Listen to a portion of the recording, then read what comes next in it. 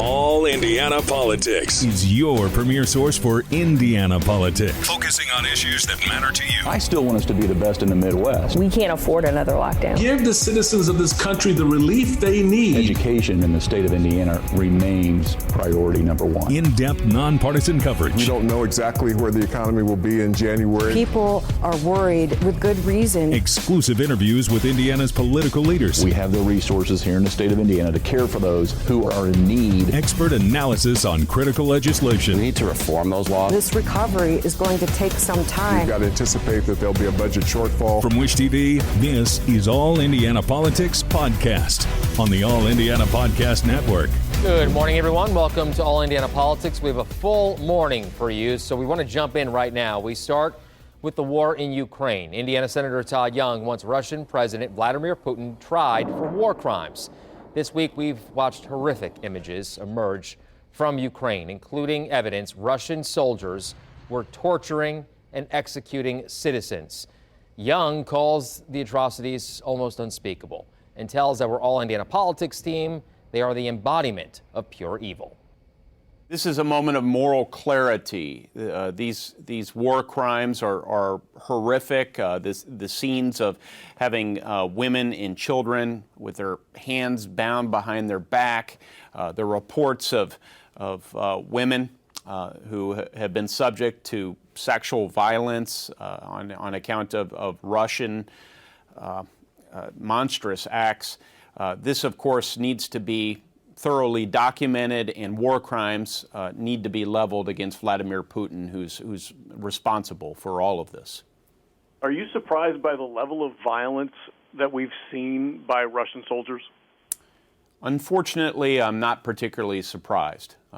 This is a function of the sort of regime and military that Vladimir Putin leads. And this is frankly a real contrast between the Western values, which are reflected in the Western coalition, including Ukraine in this fight, on one hand, and on the other hand, the sorts of authoritarian regimes that we've seen emerge in China, in Iran, and of course in Russia.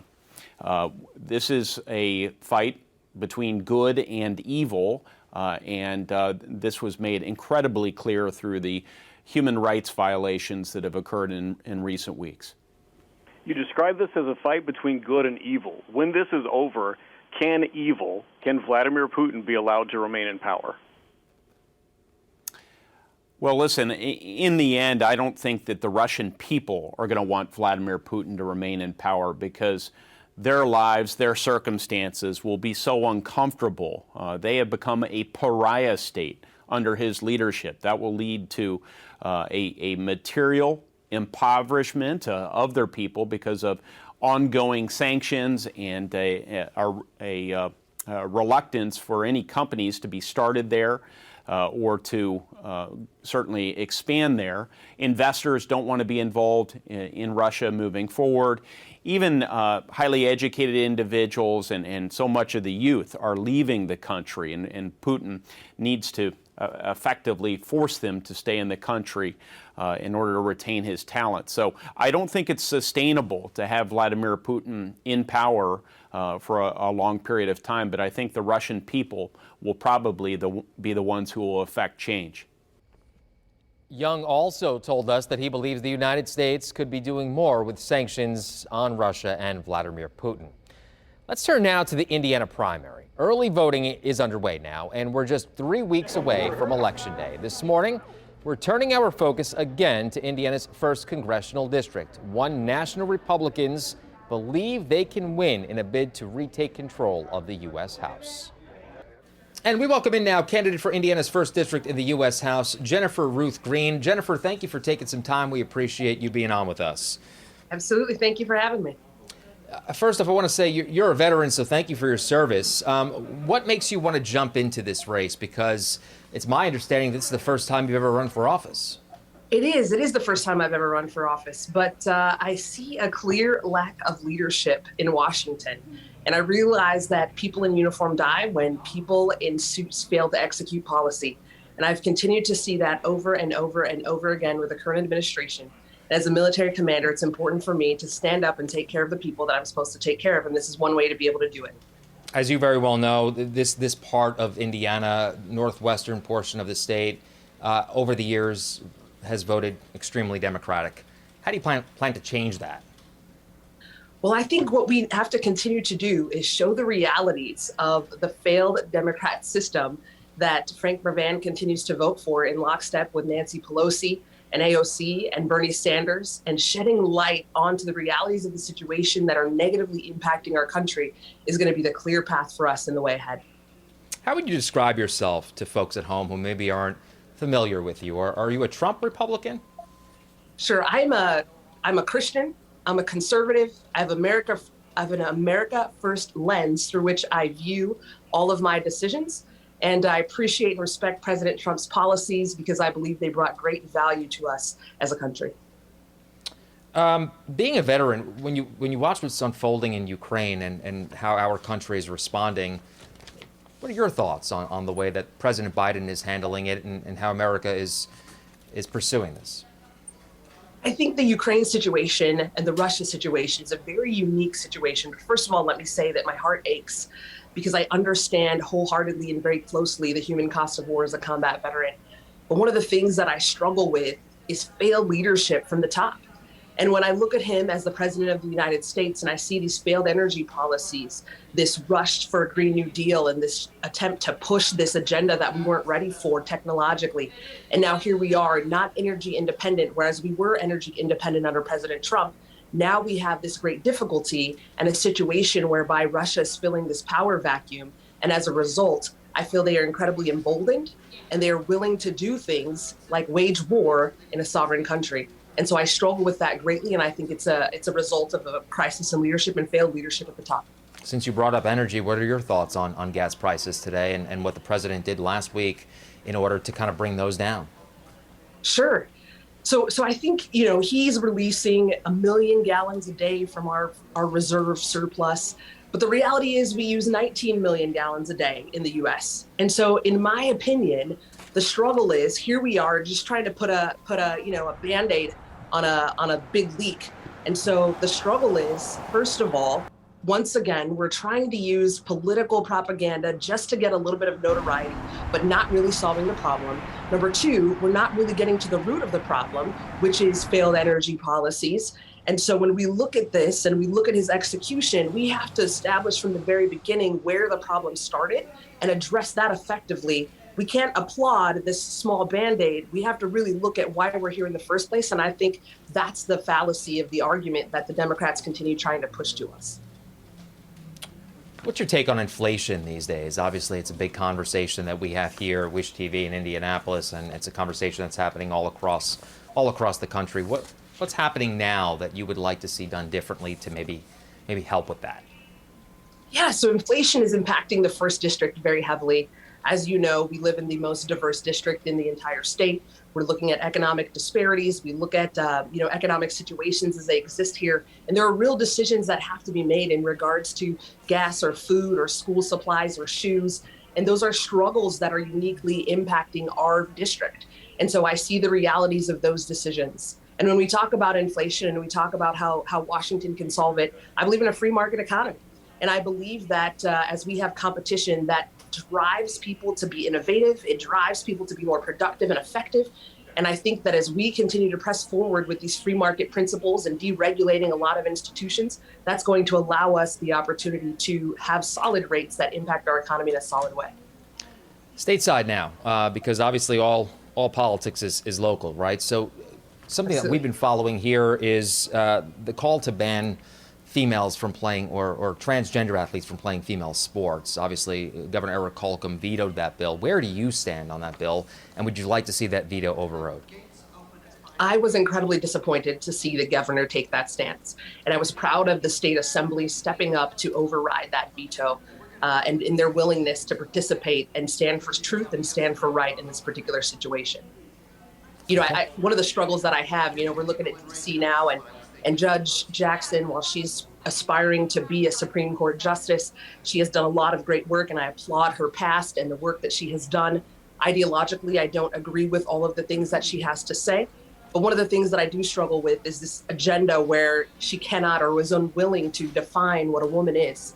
And so in light of those things, I think I have this struggle where we have this woke ideology that separates us so far from reality. And here we are again in a situation where we're struggling because we fail to properly understand clear definitions and what the path ahead is. Okay. Jennifer Ruth Green, a candidate for Indiana's 1st District in the U.S. House. We appreciate you taking some time, and we look forward to talking with you in the future. Absolutely. Thank you so much. Appreciate the time. Thank you. And last week, we talked with Republican candidate and former LaPorte Mayor Blair Milo. You can find that interview in the politics section on wishtv.com right now. And we'll also remind you again, we've made several offers to Democratic Congressman Frank Mervane of the 1st District. His office has declined all of those invitations to appear on the show for the past year. We hope to have him join us in the future. All right, coming up, drawing new maps for members of the Indianapolis City County Council. We go one-on-one with the council president about the results next on All Indiana Politics.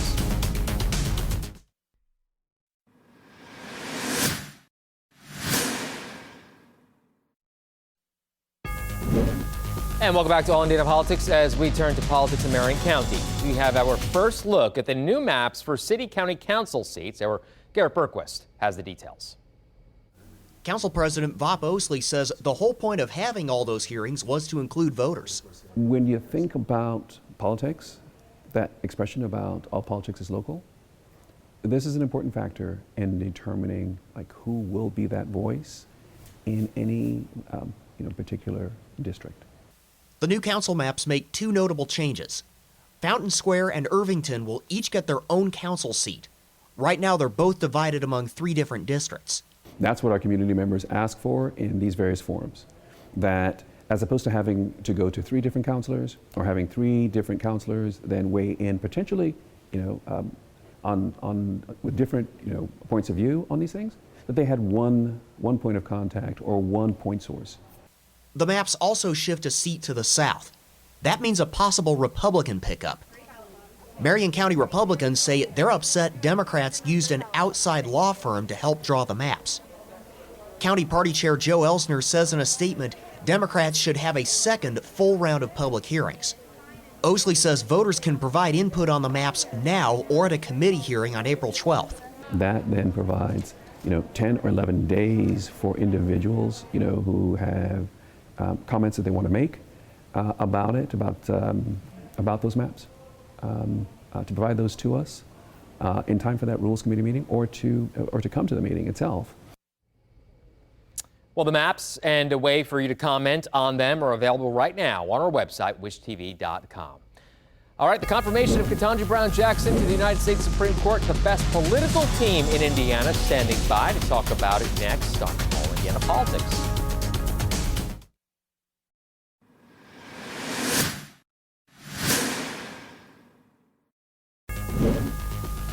And welcome back to All Indiana Politics as we welcome back former Marion County Republican Party Chairman Tom John and former Indiana State Democratic Party Chair Kip Tu. Gentlemen, good to see you. Let's start with the U.S. Supreme Court and the confirmation of Judge Ketanji Brown Jackson. Kip, we'll start with you here. I just want to get your reaction to not only hearing the vote, but then also watching her walk out with the president on Friday. Well, it's going to be nobody's surprise for me to say that I was very proud, and I thought Friday was a great day for American history. And the comments made by Justice Brown Jackson, I think, were probably better than anything I could say. She said that from segregation to the Supreme Court in one generation, what a marvelous country this is that we can make that much progress in a generation. I think that's apt. I think it's a wonderful thing for African-American girls and women across this country that if they pursue a legal career, there is no longer a glass ceiling for them to reach the highest part in the land. And I think that that's universally a good message. It was a little bit disappointing to see the Republicans walk off the floor when they were giving a standing ovation to the vote. I thought that was kind of cheap on their part. And I think the president himself did a great job in the nomination process and in praising the Republicans who voted for Justice Brown Jackson. And in particular, he pointed out that Senator Romney's was following in his father's footsteps. His father was a senator from Michigan and stood up for civil rights when it was a difficult thing to do and paid a price for it, and Mitt is following in his footsteps. Yeah. Hey, Tom. So I thought it was a great day. Tom, we heard during the confirmation process several attacks on Judge Jackson about, her as a judge and about being soft on criminals, specifically those charges with child porn. We heard some Republicans using phrases like pro-pedophile and grooming. You believe those are genuine, justified attacks, or just trying to grab attention?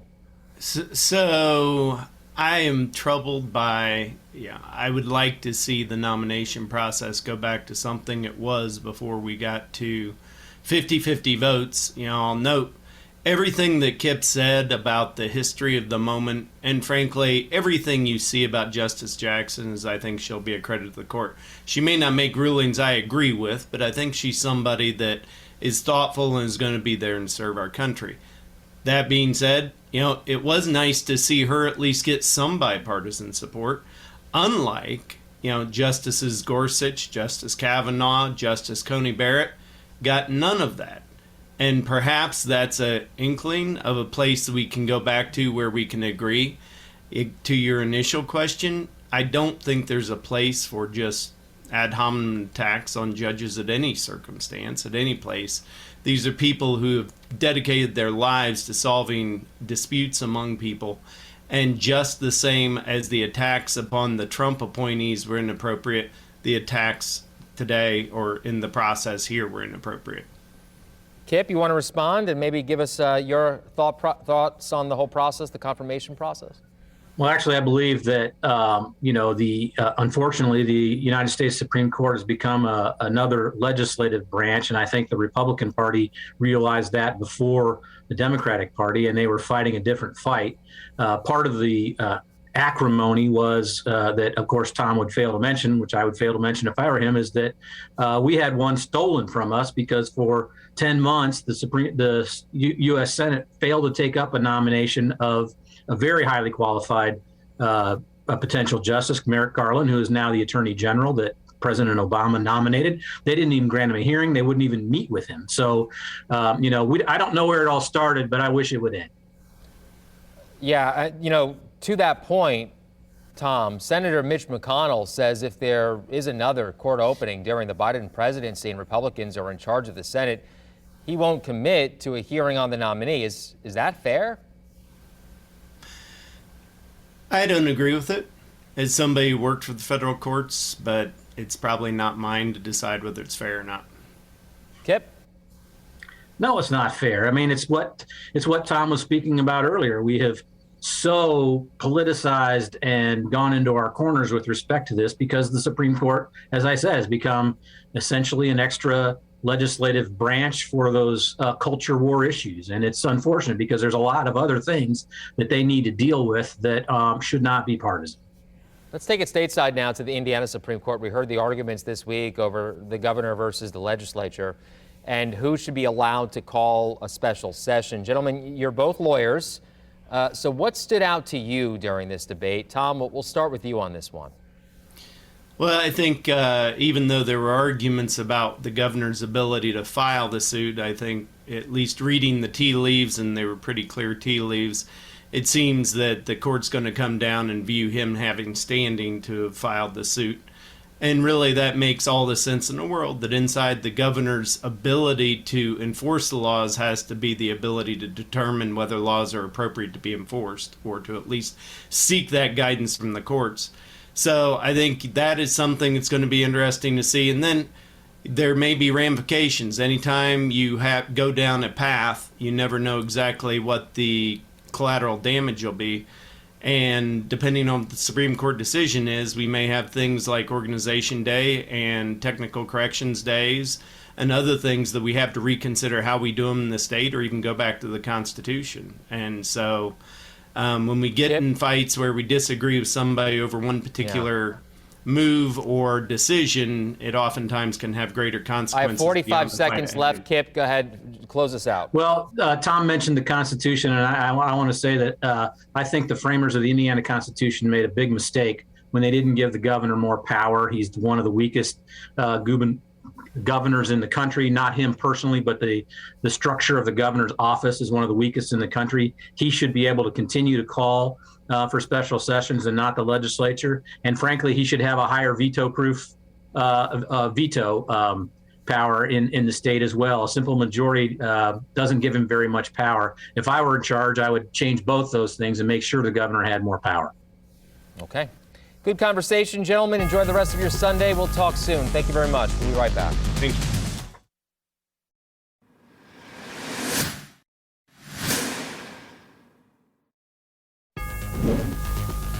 And thank you for joining us for All Indiana Politics this week. We'll be back here next Sunday morning at 9:30. You can also find our brand new All Indiana Politics podcast as part of the All Indiana Podcast Network over at wishtv.com.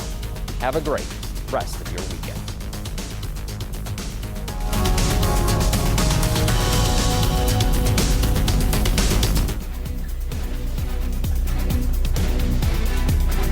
From Wish TV, this is All Indiana Politics Podcast on the All Indiana Podcast Network. Watch All Indiana Politics live Sunday mornings at 9:30 on Wish TV and at wishtv.com. Subscribe to this podcast and listen weekly here on the All Indiana Podcast Network. And be sure to discover even more great podcasts at allindianapodcastnetwork.com.